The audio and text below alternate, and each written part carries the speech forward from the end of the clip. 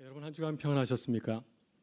한 주간 힘들거나 어려운 일은 없었습니까? 오늘은 한 주간 열심히 살아온 우리 교우들을 바라보면서 서로 사랑의 인사를 나누고 말씀을 나누면 참 좋겠습니다. 잘 들으시고 인사하면 좋겠습니다. 밥은 먹었니? 이런 인사를 나누려고 하는데요. 혹시 나이 드신 분이 어린 사람이 나한테 밥은 먹었니? 그러면 기분이 상할 수가 있습니다. 그래서 그런 경우에는 식사는 하셨나요? 이렇게 물으시면 좋겠습니다. 네, 밥은 묵었나? 이렇게 좋습니다. 예, 우리 서로 좌우로 바라보시면서 이렇게 인사하겠습니다. 밥은 먹었니? 식사는 하셨어요?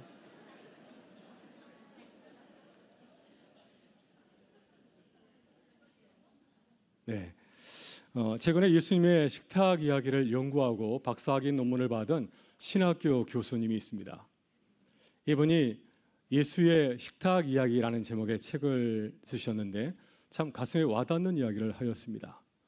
이분이 복음서에서 예수님의 식탁 이야기를 이제 연구하면서 문득 이런 생각이 들었다고 합니다. 예수님께서는 식탁에서 어떤 말씀을 건네셨을까? 수많은 사람을 만나셨고 식사를 하셨을 터인데 그때 처음 만난 사람들에게 어떤 인사를 건넸을까 생각하다가 이런 생각이 들었다고 하였습니다. 밥은 먹었니?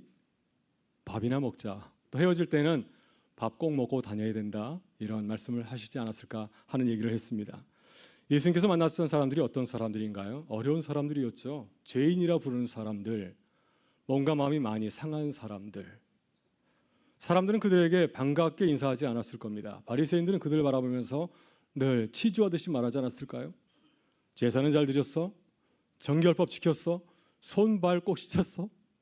안식일은 꼭 지켜야지. 항상 곱지 않은 시선으로 그들 바라보면서 비난하고 힐난하였을 것입니다. 근데 주님께서는 그렇게 하지 않으셨습니다. 죄인이라 불리는 그런 사람들 찾아가서 먼저 인사를 건네지 않으셨겠습니까? 밥은 먹으니? 밥 한 끼 먹자. 또 밥이나 먹을까? 이렇게 따뜻한 밥 인사를 하였습니다. 그들과 식사하면서 처지넣게 다독거려 주시고 또 그들의 얘기, 아무에게도 하지 못한 그 얘기를 다 끝까지 들어주셨을 것입니다. 사람들이 예수님과 식사하면서 어떤 느낌을 받았을까요? 아마 그동안 참았던 눈물이 터졌을지 모릅니다. 또 내 얘기를 끝까지 들어주고 품어주는 그 말 한마디에 감동하였을 것입니다. 또 눈물이 많은 사람은 흐르는 눈물 때문에 식사 제대로 하지 못했을 것입니다.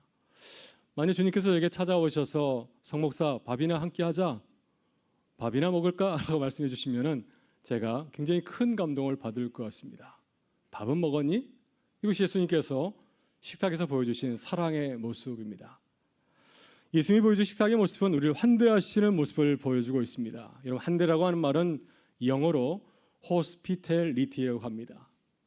이 단어는 주인, 손님, 나그네, 방문객을 뜻하는 라틴어 호스페스에서 나왔는데요. 그래서 환대라는 말은 어떤 뜻을 담고 있습니까? 주인이 손님을 대접하는 뜻을 담고 있습니다. 또 이 말에서 어떤 단어가 나왔냐면요. 호텔, 호스텔, 호스피스라는 단어가 나왔습니다. 그래서 환대는 낯선 사람이나 병든 사람, 나그네를 환대하는 뜻도 담고 있습니다. 여러분, 이 환대는 처음 들어보신 분은 아니겠지만 우리가 자주 사용하는 단어는 아니지만은 이 환대는 성경에 아주 오랜 정신입니다. 창세기 18장을 보게 되면 아브라함이 나그네를 환대하지 않았습니까? 그는 나그네 세 사람이 자신의 집 앞을 지나가자 그냥 보내지 아니하고 자신의 집으로 모셔드렸습니다. 물로 발을 씻겨주고 또 간단한 간식을 주었습니다. 간식을 드는 동안에 부엌에 가서 밀가루로 새롭게 반죽하여서 맛있는 향내가 나는 빵을 구워서 대접하였고요. 또 송아지를 잡아서 맛있는 스테이크 요리도 대접을 하였습니다. 나중에 알고 보니까 그 나그네는 누구였습니까? 하나님이셨습니다. 하나님께서 이 아브라함의 환대를 보시고 크게 기뻐하셨습니다. 여러분, 유대인들은 나그네를 환대하는 문화를 가지고 있습니다. 왜냐하면 한낮의 뜨거운 열기가 장렬하는 광야를 지나가는 나그네를 맞이하지 아니하면 그들이 목숨을 잃을 수도 있기 때문입니다. 여러분, 나그네는 여행으로 지친 몸과 마음을 좀 쉬어야 되지 않겠습니까? 물도 마시고 음식을 마셔야, 음식을 먹어야 길을 계속해서 걸어갈 수가 있습니다. 그래서 나그네를 환대하는 것이 매우 중요합니다. 미국 시카고 지역에 사는 친구에게 들은 이야기입니다. 여러분, 시카고 지역은 굉장히 겨울철에 추운 곳인데요. 눈도 많이 내리고 또 북쪽의 5도에서 불어오는 바람이 굉장히 차고 매섭습니다. 우리나라보다 큰 호수 아닌가요? 그런 호수가 5개나 됩니다. 시베리아 강에서 불어오는 것처럼 겨울이면 아주 찬 바람이 불어와서 겨울철에는 영하 20도, 30도까지 내려가게 됩니다. 그래서 겨울철에 누가 집 문을 두드리게 되면 누구든지 그 문을 열어주고 그 사람을 맞이해 준다고 합니다. 집안에 들어와서 따뜻한 차를 마시고 몸을 따뜻하게 해야 계속해서 또 추운 겨울길을 걸어갈 수 있기 때문이죠. 만약 그를 맞이하지 않는다고 한다면 그 추운 몸에 더 이상 몸에 열기가 없어서 온기가 없어서 길거리에서 동사할 수 있는 일이 벌어질 수가 있습니다. 그래서 추운 겨울철 문을 열어주고 행인을 맞이하는 따뜻한 환대 문화가 시카고 지역에 있다고 하는 겁니다. 여러분, 신약 성서에도 선한 사마리아인의 비유를 보게 되면 강도 만난 사람이 나옵니다. 예수님 당시에 이렇게 어려움을 당한 사람이 참 많이 있었습니다. 어려운 시절이었으니까요. 로마의 식민지였고 또 자신의 소중한 밭과 집을 뺏긴 사람도 있었고 그 때문에 산에 들어가서 강도한 사람 된 사람들도 있었습니다. 만약 어려운 일을 만난 사람을 도와주지 않으면 어떤 일이 벌어지게 될까요?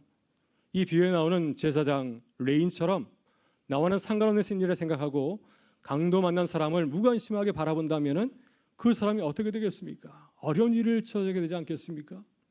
그래서 예수님께서는 선한 사마리아인처럼 누군가 너에게 와서 어려움을 보여주면, 어려움을 청하게 되면 누구라도 그에게 사랑을 베풀 것을 간곡하게 당부하였습니다. 여러분, 이처럼 환대는 성경에 매우 중요한 정신이고 예수님께서 당부하신 교회의 모습입니다. 오늘 본 말씀은 아주 유명한 고넬료의 이야기입니다. 베드로가 고넬료를 찾아가서 복음을 전하고 세례를 베푼 사건인데요. 이 사건은 복음의 본질을 보여주고 있습니다. 초대교회가 처음으로 이방인을 받아들인 환대 이야기이기도 합니다. 우리는 당연하게 생각하지만 유대인들이 이방인을 교회 공동체 식구로 맞아들인 사건은 아주 파격적인 사건이었습니다. 당시는 도저히 상상도 할 수 없는 아주 파격적인 사건 중의 사건이 바로 이 고넬료 사건입니다. 고넬료는 누구인가요? 그는 로마의 군인이죠. 유대 지역 가이사랴에 주둔하고 있는 로마 제국의 이탈리아 군대의 지휘관입니다. 그는 하급 장교였습니다. 한 부하 100명 정도 거느리고 있는 요즘으로 치면 중대정 정도의 계급을 가진 지휘관이었습니다. 어느 시대나 식민지 주둔군의 권세가 대단하지 않습니까? 장교라고 한다면은 아마 막강한 파워를 발휘하고 또 식민지 사람들을 못 살게 굴었을지도 모릅니다. 그러나 고넬료는 그러한 식민지 주둔군의 장교가 결코 아니었습니다. 그는 이방인이었지만 아주 경건한 사람이었습니다. 그의 집안이 유대교의 신앙과 전통을 좋아하고 특히 하나님을 경외하였습니다. 유대의 가르침을 따라서 어려운 사람들 돕는 자비, 구제를 잘 베풀었고요. 또 그는 디아스포라 유대인들처럼 시간을 정해놓고 기도하는 기도의 사람이기도 하였습니다. 그래서 유대인과 건조도 그는 결코 손색이 없는 이 좋은 신앙과 삶을 보여주는 사람입니다. 이런 사람이라고 한다면 하나님께서 그에게 구원을 베풀지 않겠습니까? 그러나 그는 당시 교회에 들어갈 수가 없었습니다. 복음을 듣고 세례를 받을 수 없었고 또 성령이 부어주시는 풍성한 천국 백성의 삶을 누릴 수도 없었습니다. 그 이유가 무엇일까요? 이 고넬료는 유대인이 아니라 이방인이었기 때문이었습니다. 여러분, 초대교회 사도들이 이방인들에게 복음을 본격적으로 전하기 전에는 이방인에 대한 불문율이 있었습니다. 어떤 불문율일까요? 유대인은 이방인과 함께하지 않는다. 그리스도인도 마찬가지였습니다. 이방인을 가까이 하지 않았고요. 그들을 부정한 사람으로 여겼습니다.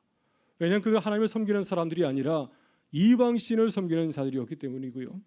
또 그들은 유대인들이 굉장히 혐오하는 그런 음식들, 율법이 금지하고 있는, 레위기가 금지하고 있는 그 동물들을 아무런 제약 없이 먹고 마시는 그런 사람들이었기 때문입니다. 유대인들은 또한 엄격한 정결법을 지켰습니다. 여러분, 식사할 때 손 씻으시나요? 유대인들은 식사하기 전에 꼭 손과 발을 깨끗하게 닦고 식사를 들었습니다. 그러나 이방인들은 그렇게 하지 아니하고 그냥 아무렇게나 식사를 들었습니다. 이방인들이 일상에서 먹고 마시는 것은 모두 이방 신전의 제의와 관계가 있었습니다. 시장에서 파는 고기도 그냥 고기가 아니라 먼저 신전에 바쳐진 제의 음식이었습니다. 그래서 유대인들이 바라볼 때는 이방인의 그 모든 것이 불결해 보이고 부정해 보았습니다. 그들이 가까이 하는 것, 이것은 나의 몸을 더럽게 하는 것입니다. 그래서 이방인의 문화 가운데서도 나를 지키는 방법은 무엇이겠습니까? 가급적이면은 유대인들과 접촉을 줄이는 것입니다. 이것이 나를 깨끗하게 거룩하게 유지하는 그런 삶의 지혜였습니다. 갈라디아서 2장 11절 이하를 보게 되면은 초대교회 아주 유명한 사건이 나옵니다. 바울이 초대교회의 위대한 사도인 베드로를 꾸짖은 사건이 나오지 않습니까? 이 사건의 전말은 이렇습니다. 베드로 사도가 이제 안디옥에서 이방인들과 함께 식사를 나누고 있었는데 그때 갑자기 누군가 찾아왔습니다. 예루살렘 교회에서 찾아온 율법주의자들이었습니다. 할례와 율법을 아주 중시 여기는 이 유대주의자들이 안디옥 교회를 찾아오게 된 겁니다. 그 소식을 듣고 베드로는 깜짝 놀라서 황급하게 그 자리를 피하고 말았습니다.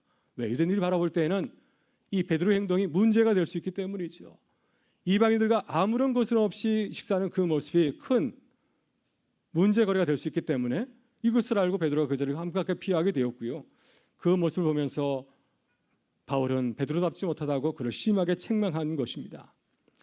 이 사건은 당시 유대인들이 이방인을 어떻게 바라봤는지를 잘 보여주는 좋은 사례입니다. 당시 유대인들은 이처럼 이방인들을 아주 멀리하였습니다. 그들을 주 안에서 형제의 자매로 인정하지 않았고요. 만일 그들이 교회에 들어온다면 어떠한 요구를 하였습니까? 그들도 세례만 받는 것이 아니라 유대인들이 지키고 있는 할례와 율법을 받을 것을 요구하였습니다.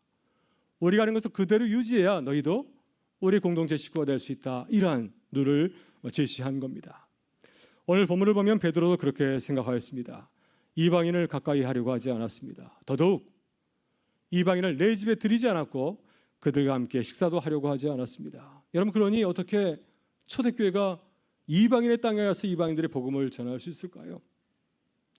따라서 초대교회가 이방인에게 찾아가서 복음을 전하려면 어떻게 해야 되겠습니까? 그러면은 이방인의 삶을 이해하고 포용해야 되지 않을까요?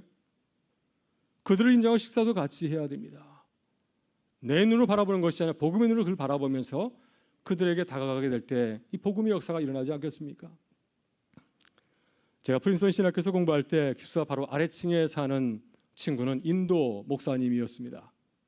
하루는 저희 가정을 그 인도 목사님의 가정에 초대해서 식사를 대접을 받았습니다. 근데 솔직히 아주 힘들었습니다. 저는 모처럼 카레를 좋아하기 때문에 모처럼 맛있는 인도 카레를 먹는구나 생각하면서 가게 되었는데요. 인도 사람들은 카레를 너무 좋아해서 몇 끼 먹는 것 같습니다. 온 집안에 카레 냄새가 진동하였습니다. 마치 청국장 냄새처럼 진한 카레 냄새가 났습니다. 또 한 가지 제가 힘들었던 것은 인도 사람들은 식사를 할 때 수저로 밥을 먹는 것이 아니라 손가락으로 밥을 먹습니다. 특히 오른손으로 식사를 하게 되는데요. 이 손으로 카레를 떠가지고 밥에다 넣고 이렇게 비벼가지고 그 비빔밥을 입으로 넣었습니다. 그 모습이 제 눈에는 좀 비가 상하였습니다. 그래서 굉장히 불편한 자리였던 것이 생각이 납니다. 그때 비로소 알게 되었습니다. 아, 다른 문화관에 가서 복음을 전하는 것이 무척 힘들구나. 선교사님들 정말 힘들겠다는 사실을 깨닫게 되었습니다. 우린 다른 문화를 어떻게 생각하시나요? 틀린 곳으로 생각할 때가 많지 않습니까? 그래서 우리의 문화를 전하고 전도를 할 때가 참 많이 있습니다. 이런 마음을 가진다고 한다면 어떻게 타 문화권에 가서 복음을 전할 수 있을까요? 따라서 타 문화권에 가서 복음을 전하기 위해서는 우리와 문화가 다른 사람에게 복음을 전하기 위해서는 그 사람을 알아야 되고요. 또 그 사람의 말과 문화로 복음을 전할 때 복음이 전해지는 역사가 일어나게 되지 않겠습니까? 이런 베드로 사도도 이방인에 대한 이러한 편견을 가지고 바라보았습니다. 그래서 하나님께서는 이방인 고넬료를 맞이하기 전에 특별한 조치를 취하지 않았습니까? 하늘에서 뭔가 내는 환상을 보여주었습니다. 어떤 환상이었습니까? 하늘에서 큰 보자기 같은 것이 내려왔는데 굉장히 큰 보자기겠죠. 그 안에는 유대인들이 혐오하는 잡다한 동물들이 가득 들어 있었습니다. 베드로는 그것을 보았을 때 고개를 돌렸을 것입니다. 에이 하면서 고개를 돌렸는데 그때 하늘에서 소리가 들려왔습니다. 베드로야, 어서 잡아 먹어라. 베드로는 단호하게 거절하였을 것입니다. 주여, 그럴 수 없사옵나이다. 속되고 깨끗하지 아니한 것을 내가 결코 먹지 아니하였나이다. 그래서 하늘에서 그것들을 먹어야 되는 이유를 다시 한번 강하게 말씀합니다. 하나님께서 깨끗하게 하신 것을 내가 속되다 하지 말라. 하나님께서 이 환상을 한 번만 보여주신 것이 아니라 3번씩 계속해서 보여주신 이유가 무엇일까요? 한마디로 이방인을 멀리하지 말고 가까이 하라고 하는 것입니다. 그들의 겉모습을 보고 미리 판단하지 말라는 겁니다. 유대인이 하게 되시 그들에게도 찾아가서 복음을 전하고 세례를 베풀라고 하는 것입니다. 그리고 주 안에서 그들을 사랑하는 형제여 자매로 맞아들이라고 환대하라고 주님은 말씀하신 것입니다. 오늘 우리는 어떻게 교회 밖 사람들을 대하고 있습니까? 고넬료 같은 예비 그리스도인들을 어떻게 대하고 계신가요? 베드로처럼 그들을 가까이서는 안 될 이방인처럼 생각하고 멀리하지는 않습니까? 오늘의 한국교회가 한국사회에서 감동을 주지 못하는 이유가 무엇일까요? 그리스도인의 수가 얼마나 많았습니까? 그럼에도 불구하고 우리 사회에서 좋은 모습을 보여주지 못하는 이유가 무엇일까요? 우리가 환대에 이 정신을 잃어버렸기 때문은 아니겠습니까? 우리 삶 속에서 사람들에게 따뜻한 마음으로 찾아가기보다는 무관심하게 바라보기 때문이 아니겠습니까? 포용을 하지 아니하고 자꾸만 배탐만 하려고 하는 그 모습을 보여주기 때문 아니겠습니까? 우리는 이런 모습을 돌아보면서 다시 환대하는 모습을 회복해야 될 줄 믿습니다. 여러분, 우리는 베드로처럼 기도하고 고민해야 됩니다. 베드로는 하나님께서 이상한 보자기 보여줬을 때 그냥 무시한 것이 아니라 그것을 통해서 계속해서 기도하고 또한 고민하여야 했습니다. 이 베드로의 고뇌하는 모습, 계속해서 고뇌하고 기도하는 그 모습을 좋은 삶의 모델로 삼아야 됩니다. 말로만 대답하는 것이 아니라, 말로만 하겠다고 하는 것이 아니라 베드로처럼 실제로 찾아가야 됩니다.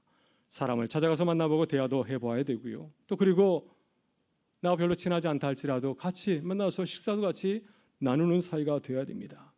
그래야 우리의 생각이 변하고 그리고 우리의 태도가 새롭게 달라질 수 있기 때문입니다. 오늘 베드로는 어떻게 하였나요? 처음 베드로의 모습은 우리의 모습과 참 많이 비교합니다. 처음 고넬료의 이야기를 들었을 때는 우리와 별반 다르지 않게 생각하였지만 중요한 것은 무엇인가요? 베드로는 시간이 지날수록 아름답게 변화되어 갔습니다. 그래서 이 시간 고넬료를 찾아가서 그를 환대한 베드로의 모습을 함께 나누고 또 배울 수 있기를 바랍니다. 먼저 베드로는 늘 새롭게 생각하는 사람이었습니다. 이것이 성령 안에서 새롭게 달라진 베드로의 비결입니다. 여러분, 그는 기도의 사람이지 않았습니까? 그가 환상을 바라본 그 시간은 바로 점심시간에 기도하는 시간이었습니다. 환상을 보고 어떻게 생각했나요? 내가 점심을 늦게 먹었더니 헛것이 보이나 보다, 이렇게 생각한 것이 아니었습니다. 하나님이 내게 보여주신 환상, 그것이 무슨 뜻일까? 계속해서 고민하고 기도하고 또 생각해 보았습니다. 그때 고넬료가 보낸 사람을 만나게 되지 않았습니까? 그리고 그들을 바라면서 의아하게 생각할 때 성령의 음성이 들려왔습니다. 19절 20절을 보면 이렇게 말하고 있습니다. 두 사람이 너를 찾으니 일어나 내려가 의심하지 말고 함께 가라. 내가 그들을 보내었느니라. 성령께서 베드로에게 당부하신 것은 무엇이었습니까? 의심하지 말라. 부정적으로 생각하지 말라. 고넬료가 보낸 사람들은 이방인들이었습니다. 베드로는 유대인이 그를, 이방인들을 어떻게 집안에 들일 수 있으며 어떻게 그들을 따라가서 고넬료의 집까지 갈 수가 있겠습니까? 또 지금 베드로는 욥바에 있습니다. 욥바에서 고넬료가 있는 가이사라까지는 50km 정도 떨어져 있습니다. 장사한 사람이 하루 종일 걸어가야 도달할 수 있는 먼 거리가 아닙니까? 그러니 마음에 의심이 생길 수도 있고 두려움이 있을 수도 있지 않겠습니까? 그러나 베드로는 이 모든 일을 새롭게 바라보았습니다. 성령의 감동하심을 따라서 생각하였고 꼭 고넬료를 의심하지 아니하고 긍정적으로 그를 바라보았습니다. 주님의 특별한 뜻이 있다고 생각하였습니다. 이렇게 새롭게 바라보고 생각했기 때문에 어떻게 되었습니까? 고넬료를 만날 수 있었고 또 이방인도 하나님의 자녀로 받아들이시는 주님 놀라운 비전, 뜻을 깨닫는 기쁨을 누리게 되었습니다. 여러분, 우리도 그렇습니다. 베드로처럼 이웃을 환대하려면 다시 생각해야 됩니다. 내 생각을 당연하게 생각하는 것이 아니라 주님의 눈으로 바라볼 줄 알아야 되고요. 내 편견과 또 내 고정관념도 또 내려놓을 줄 알아야 됩니다. 그리고 다시 새롭게 생각해 보아야 됩니다. 그러면 어떤 역사가 일어나게 될까요? 새롭게 바라보게 될 때 우리의 생각이 달라지지 않겠습니까? 생각이 달라지면 사람이 보이고 또 세상이 달리 보이죠. 베드로 마찬가지로 새롭게 바라봤기 때문에, 새롭게 생각했기 때문에 고넬료가 보냈고 또 그리고 고넬료가 보낸 사람들이 하는 소리를 비로소 듣게 되었습니다. 고넬료가 보낸 사람들이 고넬료에 대해서 이렇게 소개를 합니다. 백부장 고넬료는 의인이요 하나님을 경외하는 사람이라 유대 온 족속에 칭찬하더니 그가 거룩한 천사의 지시를 받아 당신을 그 집으로 청하여 말을 들으려 하나니라. 이 마음을 새롭게 하게 될 때 고넬료가 누구인지를 비로소 듣게 되었던 것입니다. 말씀을 묵상하다가 생각해 보니 돌아가신 장영기 장로님이 바로 베드로 같은 분이셨습니다. 장로님은 전도 왕이셨습니다. 장로님 병원에 찾아오는 환자들을 환자로 바라보신 것이 아니라 예비 성도로 새롭게 바라보았습니다. 그래서 치료비 없어 보이는 분 치료비 받지 아니하고 그 대신 교회 꼭 나오시라고 해서 교회 모시고 나오셨습니다. 어떻게 하면 이들에게 전도할 수 있을까? 내가 만날 수 있는 사람들은 이 병실 뿐인데 이 진료실에 어떻게 그들에게 복음을 전할 수 있을까? 이런 마음으로 새롭게 바라봤기 때문에 그 좁은 공간에서 복음을 전하는 귀한 사역을 감당할 수 있는 줄 믿습니다.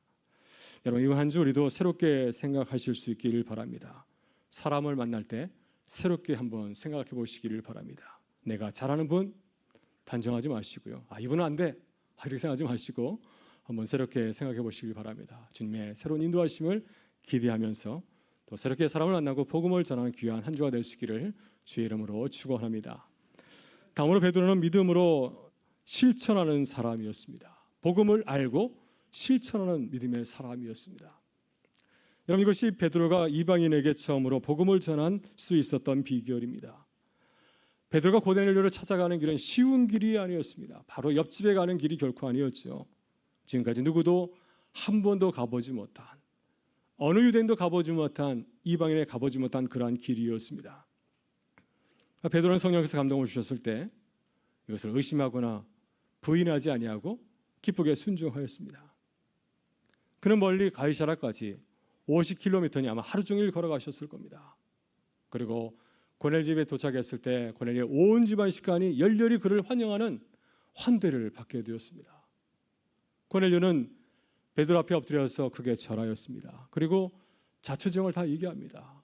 내가 기도하는 가운데서 환상을 보게 되었고 또 주의 전사가 베드로를 모셔라는 얘기를 들었습니다. 그래서 당신을 통한 하나님의 말씀을 듣기 위해서 오늘 이 자리에 모시게 된 것입니다. 겸손히 고백을 합니다. 베드로는 고넬료의 말을 듣고 나서 비로소 하나님의 뜻을 깨닫게 되었습니다. 하나님께서는 고넬료 같은 사람에게도 복음을 전하기를 원하시는구나. 그래서 환상을 보여주셨구나 사실을 깨닫게 되었고요. 또 이방인에 대한 자신의 고정관념이 완전히 깨지게 되었습니다. 이방인은 부정한 사람, 깨끗하지 못한 사람이 생각하였는데 고넬료는 전혀 다른 사람이었습니다. 그의 기쁜 신앙, 아름다운 삶, 고결한 인품을 보며 크게 감동하였습니다. 그래서 고넬료를 만나서 새롭게 깨달은 그 복음을 주저없이 고넬료 가정 식구들에게 이렇게 증거하지 않았습니까? 우리 34절과 35절의 말씀을 같이 한번 읽어보겠습니다. 내가 참으로 하나님은 사람의 모를 보지 아니하시고 각 나라 중 하나님을 경외하며 의를 행하는 사람은 다 받으시는 줄 깨달았도다. 아멘. 네, 베드로가 하나님의 뜻을 깨닫고 복음을 증거하게 될 때 하나님께서 놀라운 표적을 그 가정에 보여주었습니다. 성령이 임하였습니다. 마가의 다락방과 같이 성령이 임하게 되어서 방언이 터지고 하나님을 높이고 찬양하는 역사가 일어나게 되었습니다. 이 놀라운 광경을 바라보면서 베드로가 기뻐하면서 고넬료에게 세례를 베풀며 이렇게 말하였습니다. 이 사람들이 우리와 같이 성령을 받았으니 누가 능히 물로 세례 베품을 금하리요.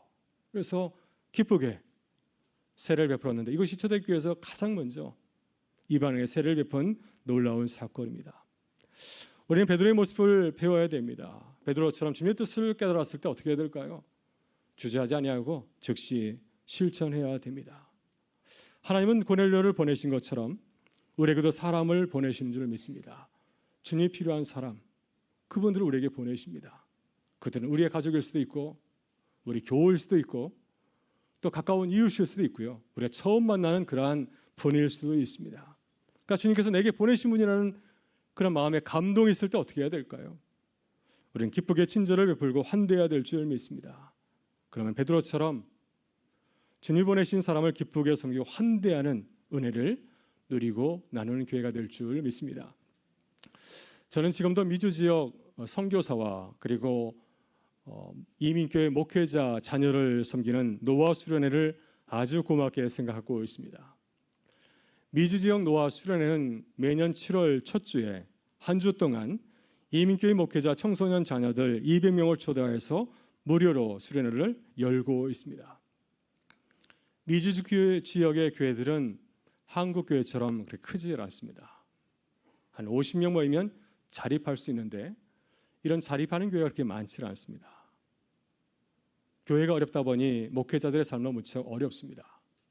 그래서 많은 목회자의 자녀들, 청소년들이 어려운 시절을 보냅니다. 자존심이 많이 났습니다.